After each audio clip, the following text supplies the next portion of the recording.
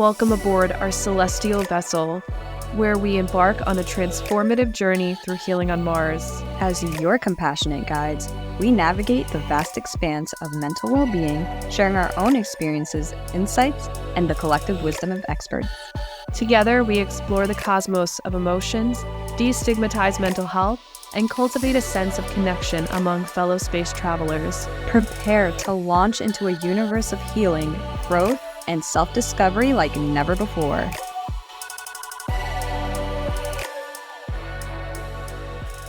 Welcome to Healing on Mars.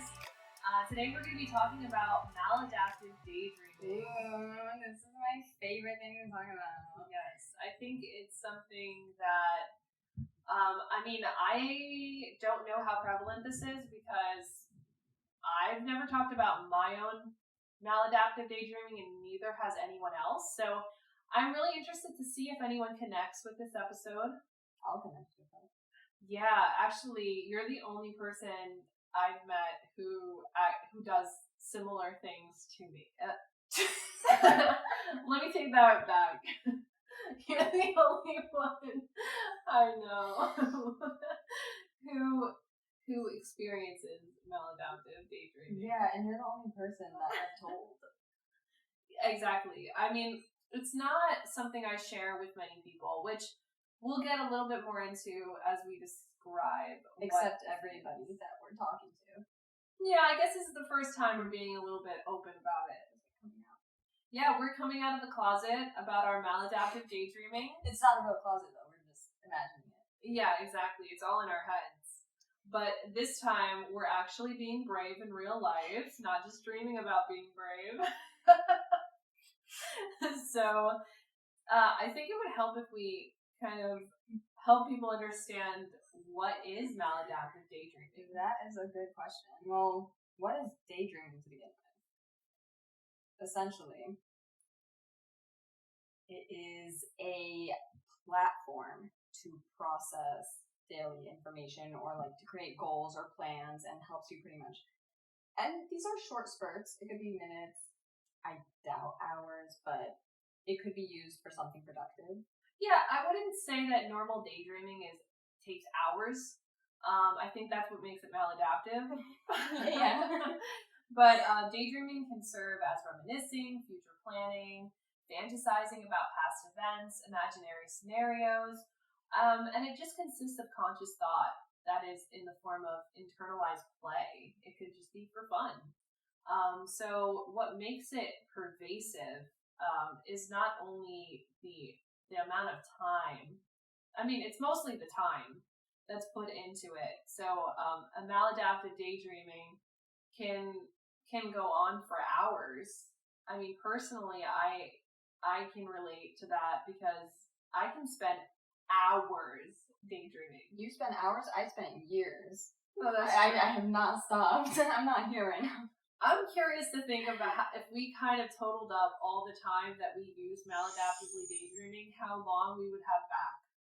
I don't think I even want to think about that. Yeah, maybe we'll just shut that off and maladaptively daydream. It is a clinical condition characterized by persistent and reoccurrent absorption of vivid, detailed fantasies that interfere with interpersonal, academic, or vocational functioning. So that is one definition of maladaptive daydreaming. And I mean, it's really on par. Yes. So when it comes to maladaptive daydreaming, there is this dreamy state where individuals will they'll report kind of as if they're daydreaming, but on autopilot. So they're going through the motions, they're going through their lives, they're doing things, or they're not, because it can maladaptively affect your life and fuck up your job, your home, your life, isolate yourself. But there are people who will do it so much that it's just, they go through their life and, So it becomes like an automatic response. Yep. Instead of knowing that you're going into this different alternative state of thinking. So sometimes it can be kind of like unconscious. It's like not unconscious maybe, but like you just don't realize it as much. You just don't care to leave. Oh, it's just comfy. Yeah, because it can be really soothing. Yeah, especially because a lot of times it comes from trauma. Yeah. I mean, I think when we were looking at the etiology, which is the causes of maladaptive daydreaming, we came upon two really big findings, which was that PTSD or trauma in general, specifically emotional trauma, like emotional neglect or emotional abuse, was a risk factor. They found that 27% of individuals who had who used maladaptive daydreaming as a coping mechanism also had experienced trauma in their childhood, either that be sexual, physical, or emotional abuse.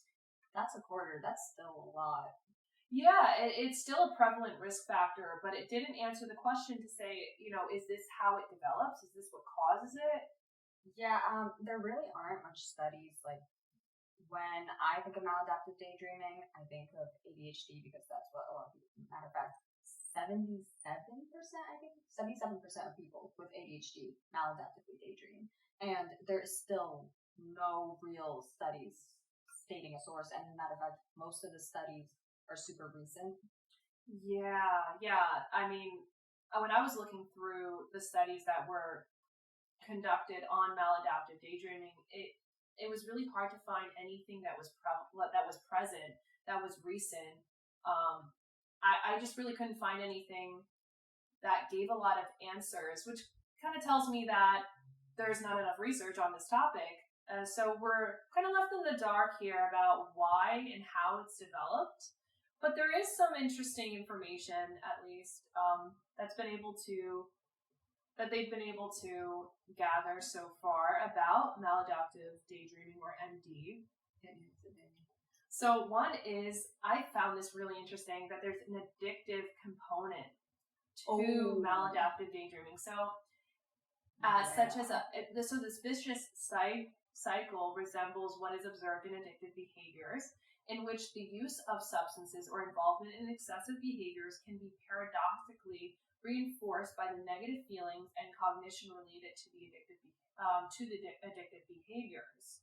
So that, to give a little bit more background to understand the negative feelings that are associated with maladaptive daydreaming, is a lot of individuals who maladaptively daydream feel a lot of guilt and shame and distress that's associated with the amount of time that they've spent in this alternative world, maybe being a person who does and is very different than themselves, and maybe a part of themselves that they wish they were, or had characteristics that this fantasy possesses. Oh my god, yeah, it's so surreal because it is. When you come out of it and then look around and you're like, wow, that was not real. That was not me.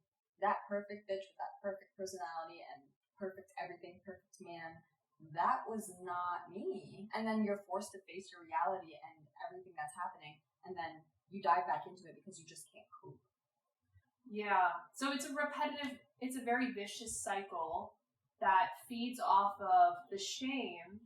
So you feel more stress, but you're using this as a coping mechanism, so you're more prone to use the coping mechanism because you feel more stress. Yeah, and then there are components of it where it's like, you do it because you feel isolated, but then you feel like, you get into it, and then you feel like you're in this world, and then you come out of it, and then you realize, oh my god, I'm actually in isolation. And then you isolate yourself by doing it over and over again, because you could keep yourself in your room for hours and just do it.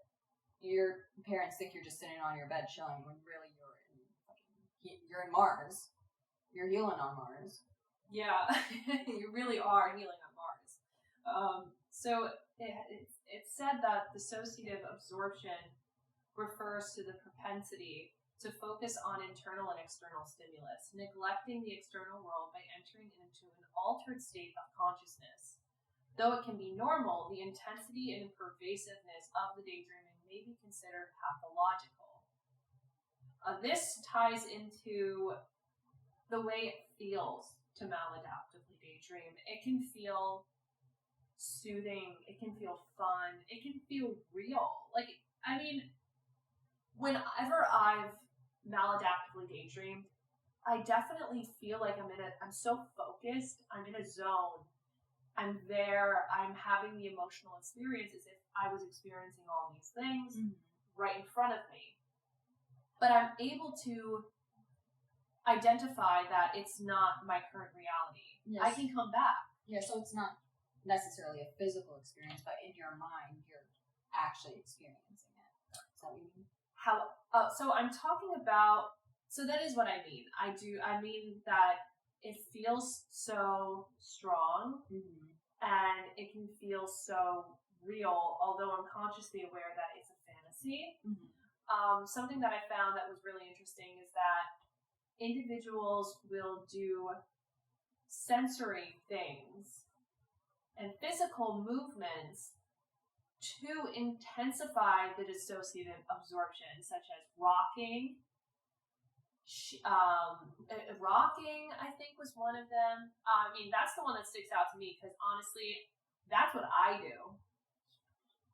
Oh, pacing is another one. Oh, this just got personal.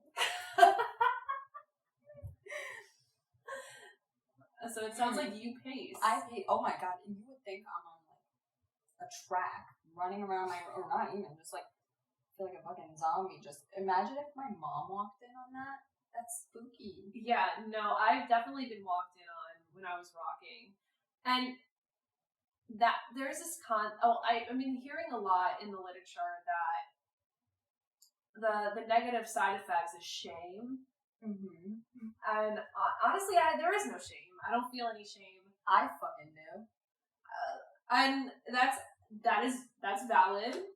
I mean, where is your shame coming from? My shame is from when I snap out of it and I realize, oh shit, I didn't do shit today. Okay, maybe I do feel a little shame. Or like, I'll snap out of it and then be like, oh, you dumb bitch. Like, why did you think that you could just go there and think you could escape everything? No, deal with your shit here. You're on Earth. That is, yeah, you make a valid point. Because when you've had all these characteristics, you did all these things, you were so involved, you spent so much time towards a goal that's not even tangible. It's just fun to experience and maybe like a little rewarding in your head. It can be very disappointing to come back and realize I just spent all that time investing into what? Yeah. So there's shame in that. I felt shame mostly from other people shaming me for doing it. Who the fuck is shaming you? So it's not that I tell everyone I do this. Honestly, I don't talk about this much. I don't think it's the fact that I'm afraid to tell people, but it's never came up in conversation. Yeah, how do you bring that up? Oh, I just go to home, I listen to music, and I rock back and forth and maladaptively daydream for hours. That's not something I share a lot. Share that on a first date. When do you say that?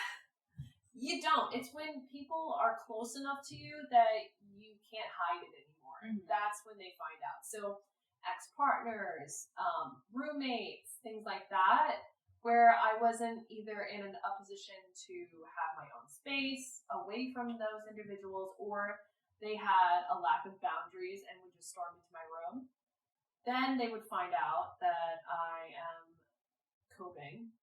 Oh, you're shaming somebody for maladaptively daydreaming, but not shaming your mother for not teaching you manners? Who the fuck barges into somebody's room like that? That's a very valid point. Yeah, I don't know why I'm being shamed for just rocking. I'm not hurting anyone. You're rocking. You're rolling. Exactly. I'm living my life. Yeah. It reminds me a lot of like bilateral movement that helps to lateralize the brain and soothe down the body. I mean, not to just rationalize it. I think it's fine regardless if you rock. Who gives a fuck if you rock? But I am very interested to see how many people relate to this information. Oh, I bet a lot of people will. And they're just too embarrassed to say it. Yeah, I mean, I've never I mean, I know I've been embarrassed of it. That's why you're literally the only person I've ever told. Even my partner does it. Like, I tell my partner that I do it, but I don't say what I think of or what I do, which, by the way, what are you thinking about? In terms of my partner? Knowing that I do this? No. What are you thinking about? Oh, when I maladaptively daydream? Most of the time, it's about something that has already... It's either something that already had happened or something that is about to happen. Like if I'm anticipating a big event, social event, or something like that, I will go through the play-by-play of what would happen in those moments. And have every conversation that could possibly happen. Yeah. And it's the best outcome for me every time. Every time. It's great. And usually I can't say any of the real life events have ever been as great. Honestly, the maladaptive daydreaming about the event that's about to happen is almost all the time better than the actual event. I have a confession to make, actually. I forgot about this. I'm here for it.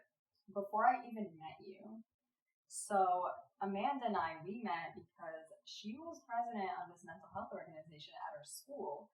And she sent out flyers asking, like, to join the board, and I wasn't gonna do it. I was like, I got fucking social anxiety. I'm not doing shit. And but that year I was stepping outside my comfort zone more. I was like, I'm just gonna do the interview with Amanda and just show up and then never talk to her again. I did end up joining because I was like, oh wait, she was in one of my classes. Like, she's really smart, like really smart. And so after that, in my head, I would think, Amanda's wearing a blue suit, baby blue. I'm wearing a light pink suit, and we're rocking this shit.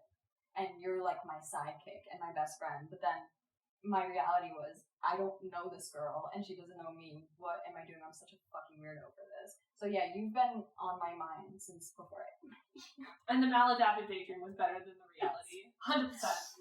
Not even. Are you kidding? I will take this now over anything that I've daydreamed of. All right. So a little bit of a variance in our experiences.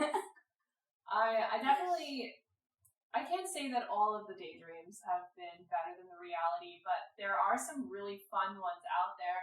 I've even been delusional to, or maybe this is just positive. I really wanted to share this whole rocking thing with everyone before I realized it was maladaptive daydreaming, because of how much of a utility it is in my life and how helpful it is for me. I was like, everyone should be fucking doing this. Everyone should be rocking. Everybody should be rocking. Yeah, I honestly rock. I thought of it as more of a self-soothing thing, and then you mentioned that. I think I do it more for self-soothing because I don't necessarily have to daydream while I do it. But if that's your outlet, good for you. You're rocking, I'm pacing. Absolutely. So, this shame component. So, apparently, dissociative tendencies, in turn, might foster further feelings of shame because the pervasive immersion in the internal world can generate difficulties with real relationships and life tasks, promoting, in the end, the development of MD. And the clinical observation and empirical research suggests that emotional trauma, dissociation, and shame are closely linked. What do you think about that? Damn. I mean, that makes sense. Like you said, trauma, shame, everything, all that linked. Because we were seeing how prevalent MD was to abuse and just trauma in general, which makes a lot of sense. I mean, yeah, especially if, say, you're a kid, and it doesn't even have to be, like, whether it's physical abuse, emotional abuse. In my case, it was emotional. As a kid, your imagination is already overactive. So it's only natural for your brain to take you there, to take you to another place that isn't home, because home isn't home. It's not safe. So your mind creates this different reality to keep you safe for survival. Mm-hmm.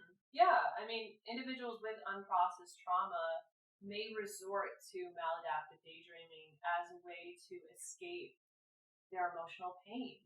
It's a way to get away from the reality that they can't get away from.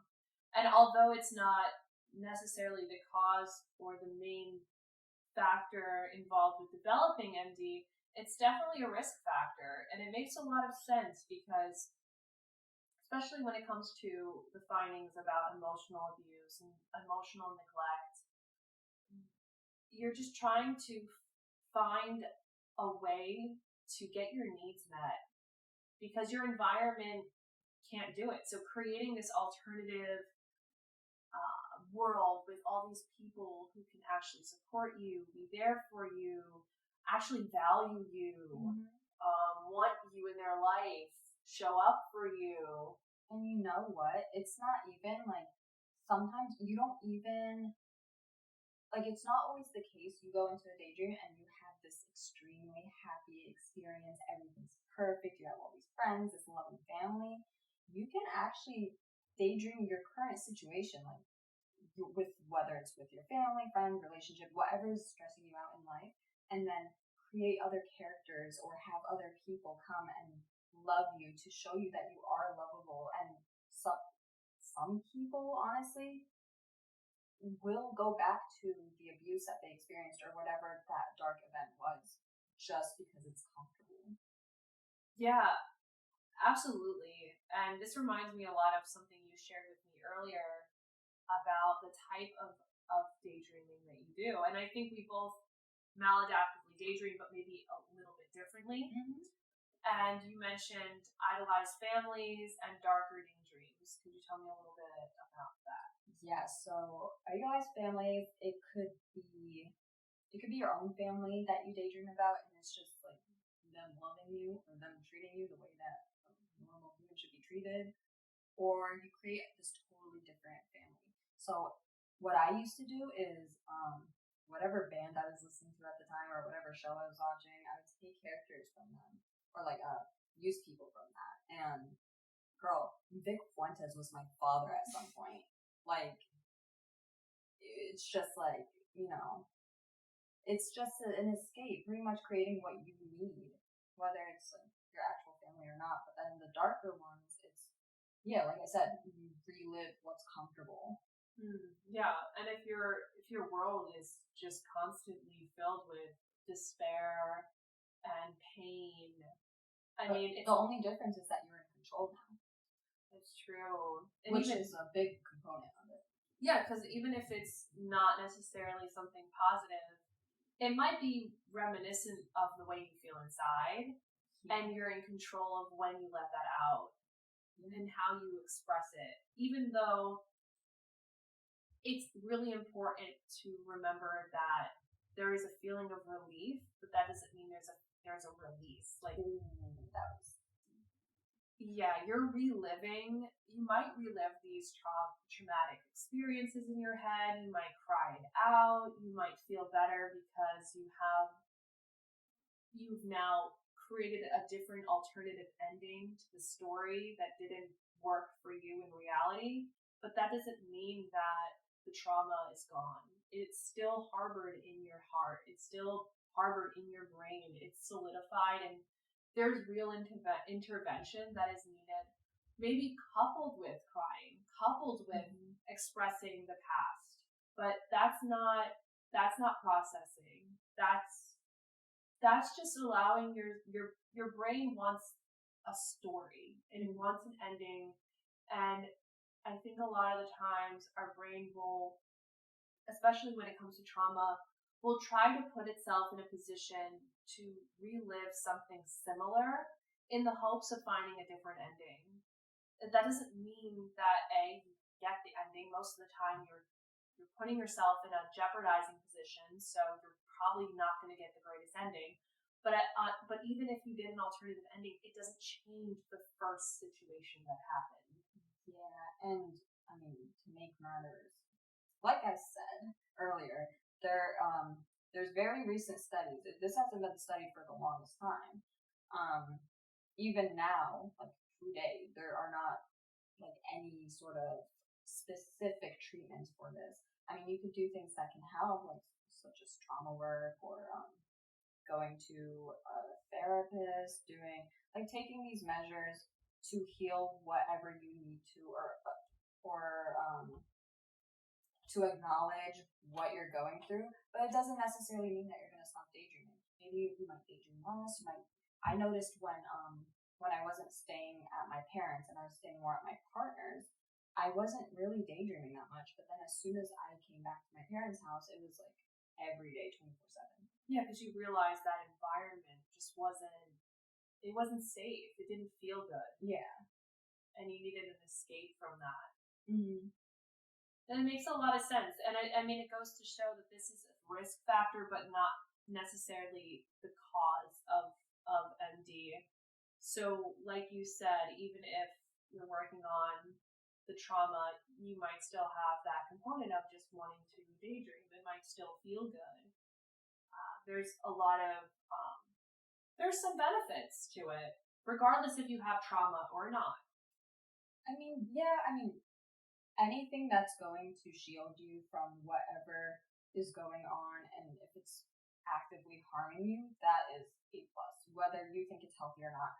I personally thought that this shit was not good for me at all whatsoever, and like I would search online about it, and it made it seem like it was the end of the world. I had gone not there, and then I spoke to my therapist about it, and she was like, it can be helpful. And I was like, where did you get your degree from? What are you talking about?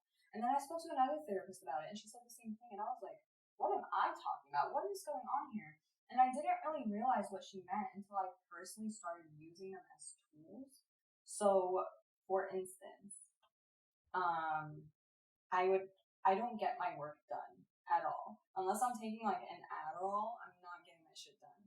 So what I'll do is I'll take my laptop, put it somewhere, even if it's on my bed and I can't focus on my bed, and I'll pretend I'm in an office with whatever characters.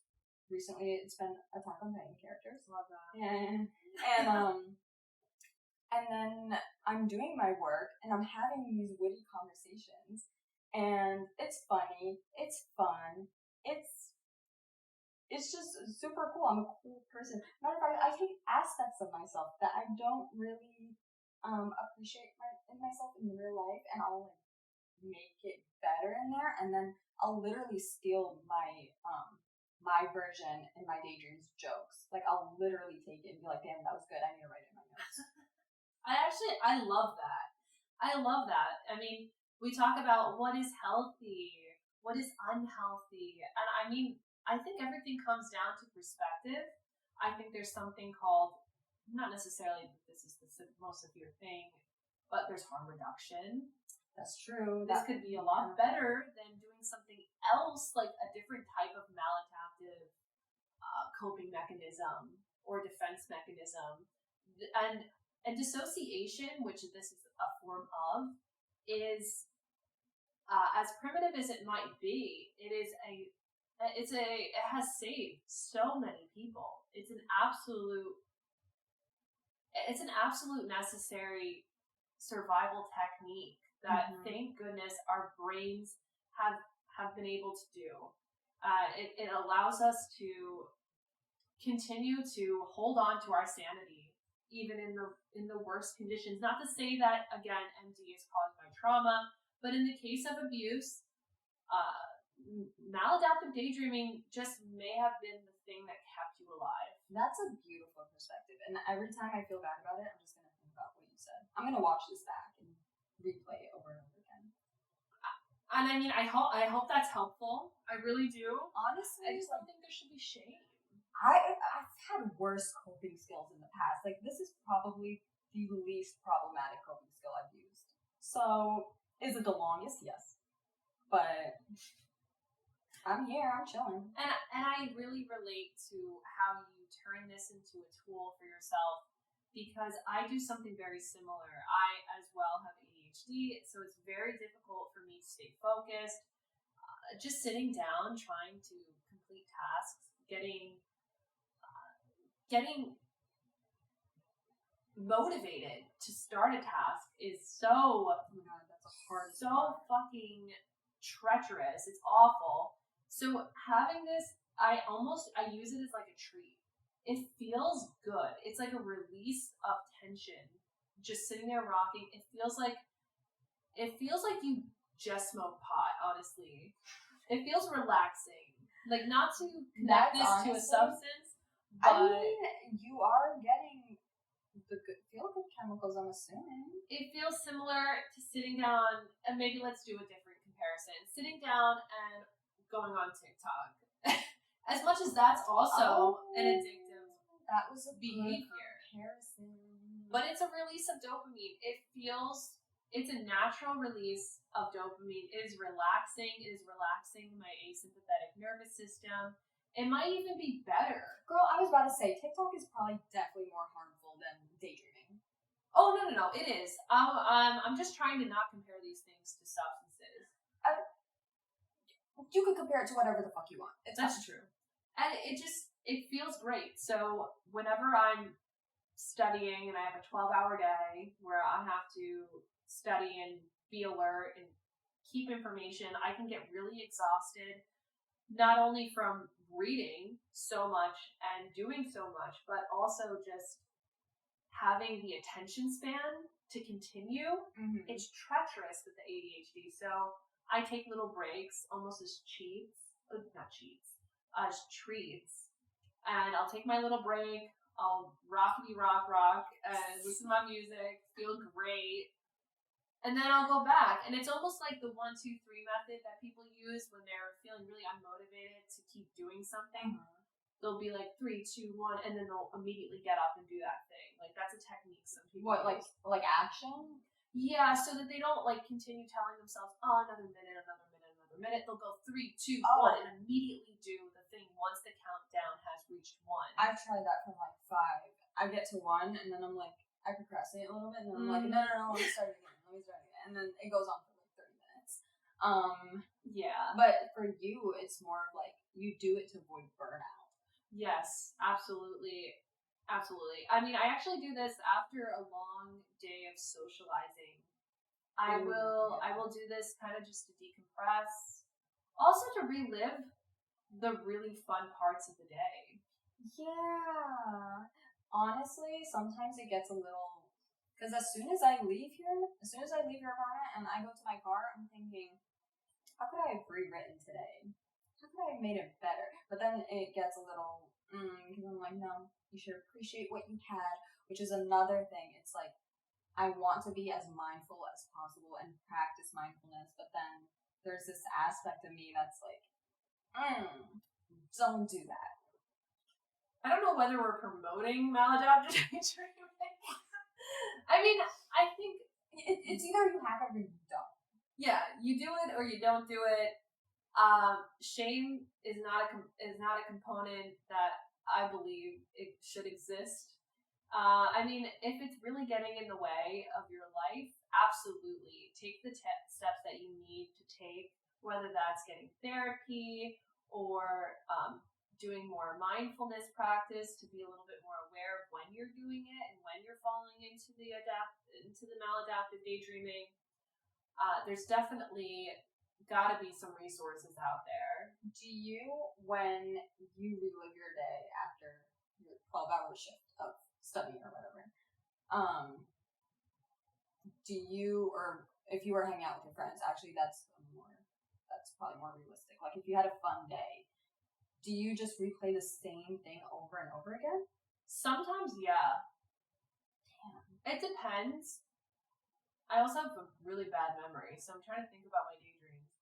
I'm pretty sure I relived some aspects of that day over and over. I can't quite offhand remember everything, but it's just a really fun experience. It's really enjoyable. I feel a lot of dopamine. I'm excited. I'm in a great mood. I listen to music that emulates that mood. And then the thing is, like, what we were talking about with shame, I don't feel shame about it at all. It's just become such an ingrained part of my life that it's just, okay, we're doing this. It's just a part of your day. I even stopped doing it for several years. Oh, really? I think it was just the environment that I was in wasn't really conducive to doing it. So I got used to not doing it. And now that I picked it back up, I'm like, this is cool. We can continue this. This doesn't need to go anywhere. And I can see the pitfalls of, hey, I'm having all these daydreams and maybe I could be doing some of this stuff in real life. I honestly like to think about it as manifesting. And maybe not manifesting, more so people already do this. I mean, football players do this, maybe a little less pervasively. It's a form of manifestation, because I was going to say that too. But I also don't know if I'm being delusional. No, I'm trying to think of a better word. Maybe not manifesting. It's like what's it called? Like a dream board, but in your head. Yes, I'm looking for a specific word. It's when you're trying to see yourself succeeding in the places that you want to succeed in life before you get there. So you're seeing the office that you're going to work in if you want to be like, I don't know, some CEO. You know what you're wearing, you know what you're doing. You're like literally there, you're visualizing it. It's visualization. I do that when I maladaptively daydream. And I know that we can build connections, neural connections in our brain. Neuroplasticity is real, and we can do that through visualization. So through my maladaptive daydreams, I might also be picking up on skills that I don't have yet. Girl, that's fucking fire. And it's so nice that you don't feel the shame aspect of it, because you can really use it as a tool. No, and then I don't even think of it as us like promoting it. I think it's more of like, hey, if you're experiencing this, just know that you can use it as a tool. It's possible for it to not be bad. Like, I don't think of it as necessarily a good or a bad thing. It just really depends on the person, because also not every single daydream is the same. Not everybody daydreams the same, like you said. Like ours is a little different. Absolutely. So it's how it works for you, how it fills your needs. What do you need in your life? Is this getting in the way of the things that you need? Yeah, it's very individualized. There's not one shoe fits all. Yeah, and if it really is getting in the way of you living a quality life and it's just really ruining everything for you, seek out professional help. See a therapist, psychiatrist. But speaking of therapists and psychiatrists, I actually wanted to talk about something. So there was a study where they had 90 people who were maladaptive daydreamers. And out of those 90 people, 23% of them sought out professional help. And the doctors, there was this one lady who talked about it, but a lot of people related to her experience. And she was saying, like, I went to a psychiatrist and told them exactly what was happening and what maladaptive daydreaming was. And they, like, raised their eyebrow, cocked their head a little bit, and was like, bitch, what? And yes, this is something new. It's not in the DSM-5. It's not something that's necessarily recognized as an actual mental health condition. But I think that people need to be, especially professionals, should be more informed about it. And I know that, you're going to pursue getting a PhD. And so I just want to know, like, how would you handle this? Because I know you're not going to be doing that. Well, let me visualize myself. Okay. PhD real quick. I definitely don't have one. I would like to think of myself as open-minded, especially having this myself. I don't think I can be too much close-minded about it. You're wearing a white coat right now. Yeah. I'm in my office. You got millions in your bank account. I mean, my first step is to advocate. I think talking about this in social settings, not being afraid to tell people that, depending if it's someone you trust, like, honestly, don't go to your coworkers and just tell them all your fucking business. But if it's someone you trust and you can open up to them, like, fuck yeah, tell them about it. Say you do it. Maybe they do it too. Talk about it. Like, there's a Reddit page. Comment on the Reddit page if you don't want to be out and about your information and you want to stay anonymous. But I think this is only going to pick up traction the more that it sees the light. So another thing is, going into the world of, education and pursuing a PhD requires a lot of research. I think my next step would be to conduct research. There's not much I can do as a professional with a lack of information. I can't inform people on the best next steps if I don't myself know what is helpful for people. There's going to be, I would have to conduct trials and create research around this topic, or at least advocate for other researchers or get involved with a research study if I don't have the time to necessarily lead it on my own. That would be my first step, because I don't want to inform anyone on what to do if I don't myself have a pretty solid understanding. And like I said, I do maladaptively daydream, but I'm also aware that every type of daydreaming is so different, and I can't use my one self as a sample. That is not representative of the whole. So I really want to get a more of a holistic view of what is this, why is this happening, how is this helpful, how is this interfering with people's life, and what interventions are actually helpful. Yeah, because I was going to say, even if you don't know what it is or if you haven't experienced it, first of all, going to do research, that's nice, because you would be very patient focused, and that's what we need more of instead of idiots like that. But you don't have to have a condition or understand something fully to be empathetic, to do research, to help somebody and advocate for them, help them find, if you don't have the resources yourself, or if you don't have anything to offer them, there are resources. Maybe you could refer them to something. Yeah, absolutely. And even as a professional, there's no shame in saying I don't know. If you don't know, you don't know. There's a lot of things that we don't know. I think there's always going to be more things we don't know than we do know. And I wouldn't feel great about giving someone advice without having a good understanding of what I'm talking about. Because then that leads me to lead someone in a direction that isn't helpful. But if they're not even asking for advice, if they're just coming to talk about it, I think the first step is to dismantle the shame around maladaptive daydreaming, because it's perpetuating it to happen, and it's a part of this addictive component that's being reinforced by the negative feelings. So I think that would be another thing, but we're doing that the more we talk about it.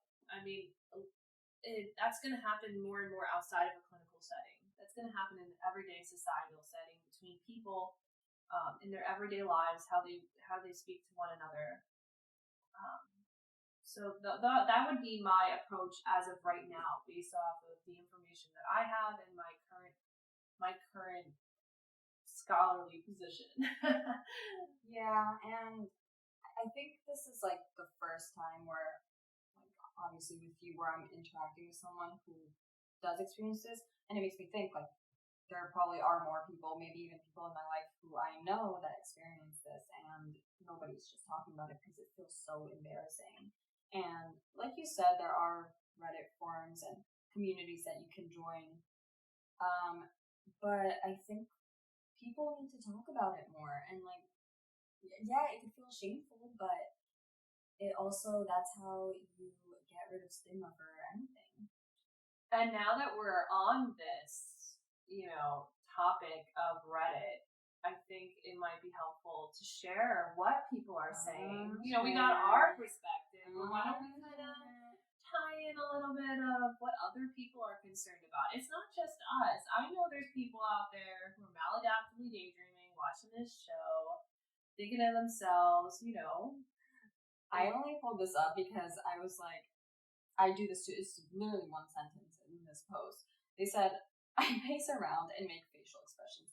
Me, I don't realize that I make the facial expressions until somebody tells me. It's so embarrassing. I was in class and I didn't know what the fuck I was daydreaming about. All I knew is that it was happening, but I didn't realize that my face was portraying what was happening. So I could have been like, And in my head, I'm like, fuck you, Molly. I wish you guys could see what just happened. She did a lot of those Mind you, facial expressions. this was like last month. I do it a lot. Do I do it in front of you? No, I've never seen you maladaptively daydream in front of me. We're always constantly doing something. I'd be very impressed if you were maladaptively daydreaming. We're always stimulating. We're stimming and stimulating. Yes.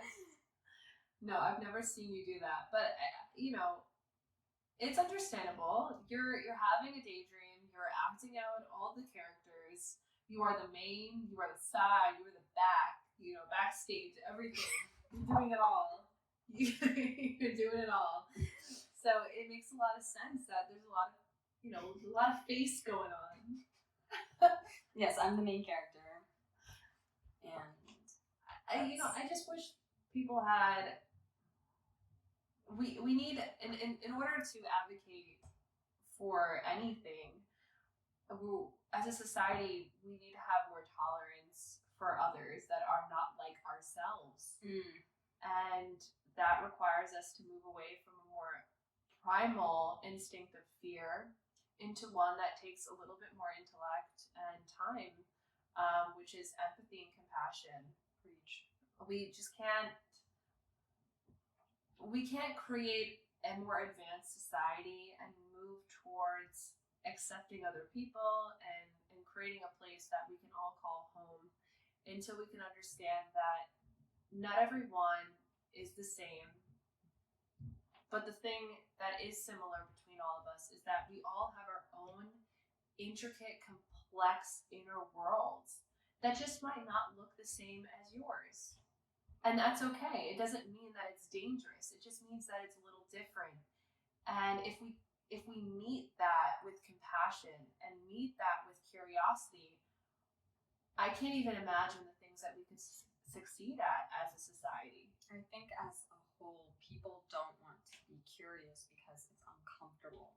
And that's for anything. So, anything in life, if you want to move past a certain point, or if you want to do anything or learn anything, you gotta get a little uncomfy.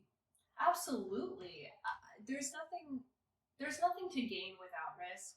There's nothing to gain about putting out, either if it's risking something or putting out energy and working towards something that's different than before. That's going to require a change, and change doesn't come without a price, which reminds me of one of my favorite quotes of all time. And I really hope this is the same person who wrote the quote and not just someone taking her quote.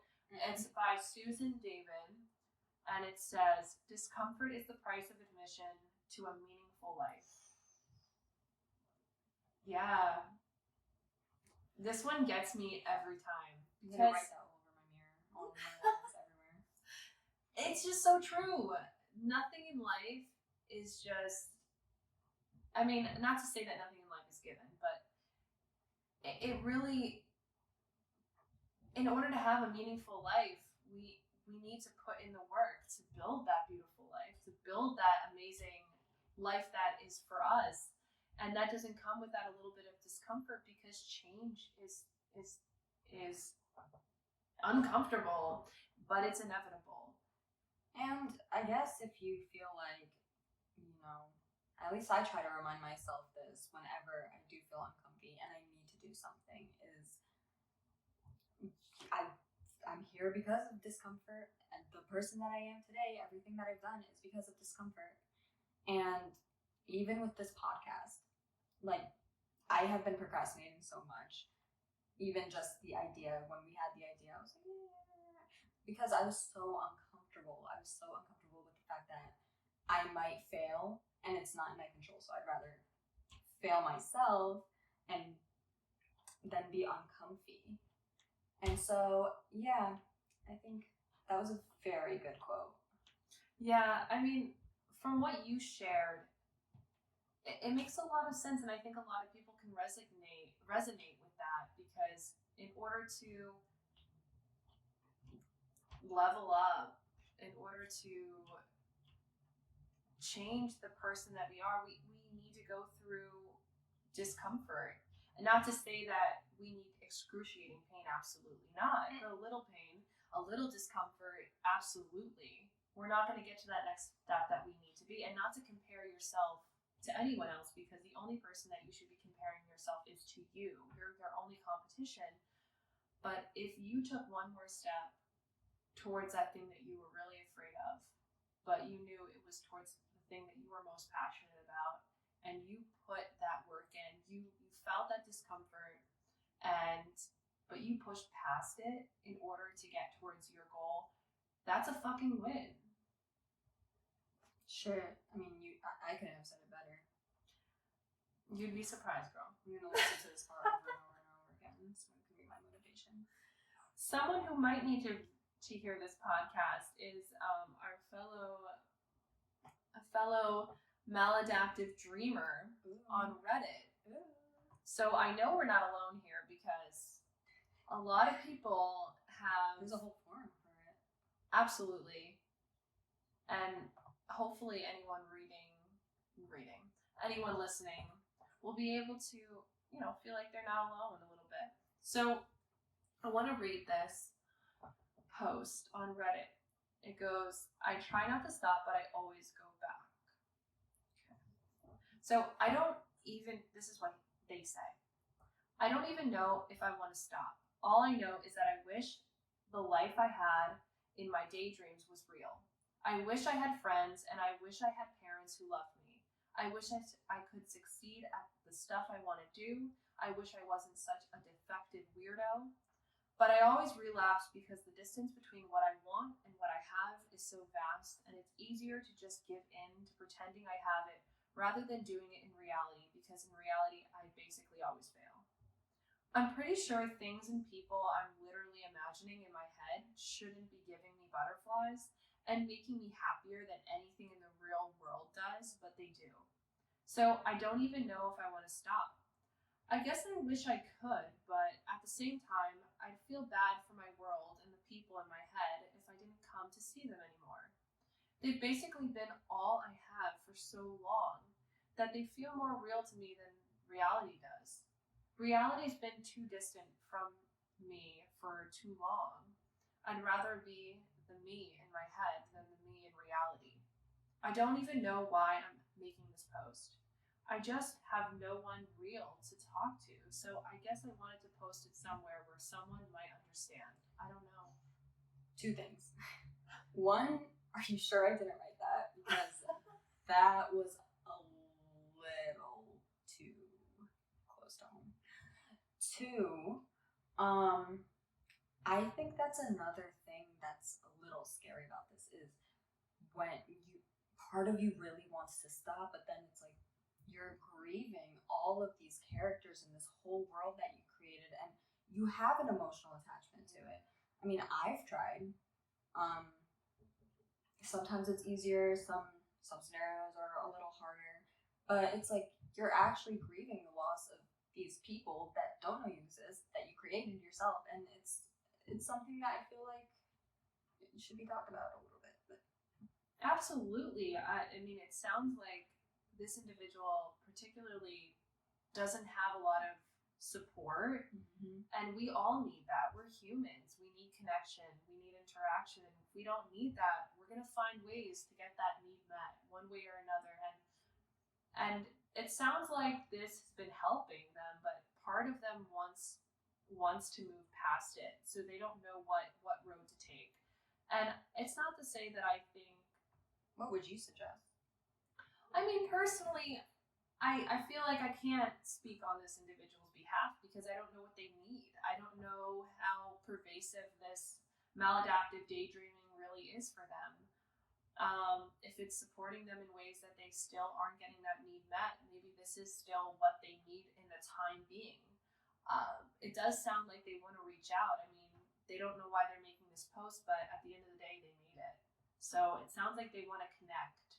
And I hope that we can do that for other people in the community, which is why I would love if anyone relates to what we're saying in this podcast, if they could send us their either their personal experiences or any questions that they have or things they want us to talk more about. I would love if they could share that. I don't think that I could really accurately make any suggestions for this individual other than to maybe find better ways to connect with individuals, because it sounds like they do want alternative means, whether or not that means they stop maladaptively daydreaming. I mean, personally, I have a very vibrant social life. Mm-hmm. I have friends, I have a partner, I connect with people, but I love my maladaptive daydreaming. I mean, I can't say that I do it as much as I used to, but it doesn't mean I needed to give it up.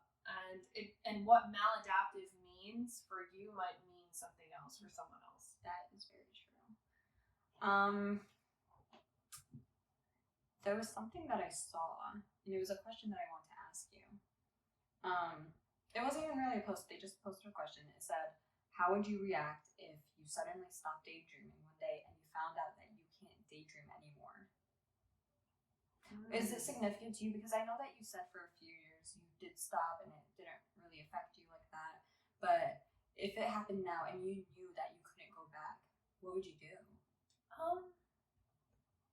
I mean, daydreaming goes beyond just my rocking back and forth, listening to music, thinking about the past, thinking about the future. It'd be a quiet mind. As much as I practice mindfulness and I try to be as present as possible, I feel like my ADHD has a huge component of bringing me back and forth between different thoughts. And I can't even imagine a life like that, because that's just kind of how my mind is operating at all times. Yeah. Or most of the time. I can't say that. I am present for people.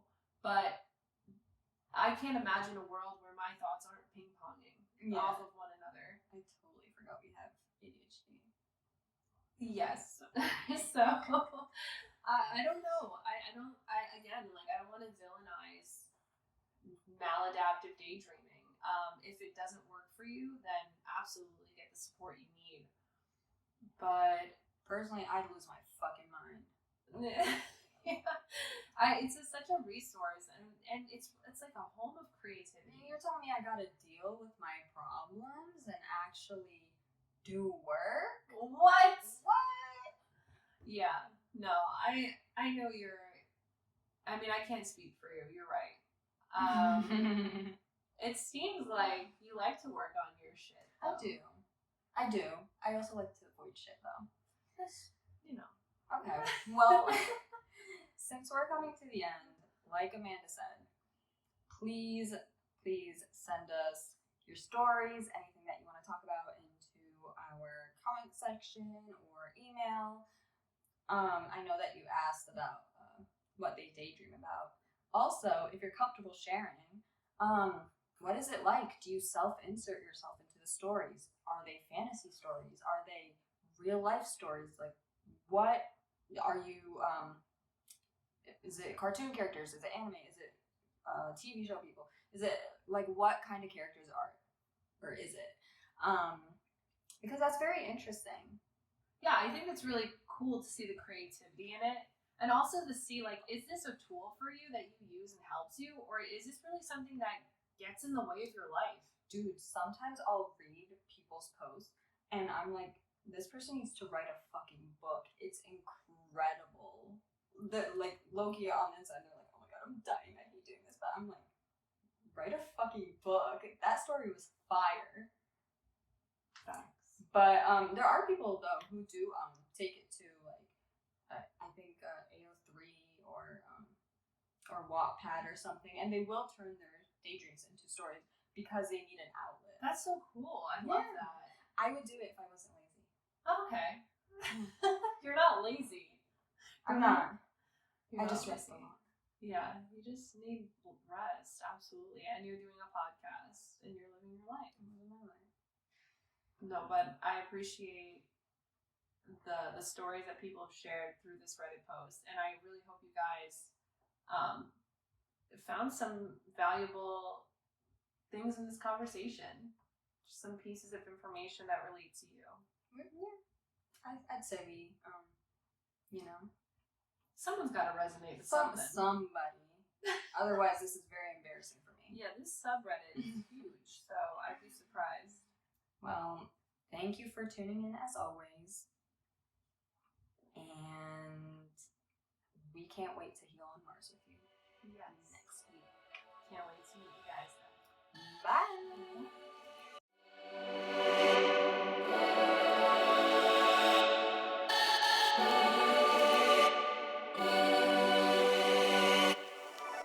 As our cosmic voyage comes to a close, we want to express our deepest gratitude for joining us on this extraordinary expedition. Remember, dear listeners, that your mental well-being is a stellar journey, and we're honored to be a part of it.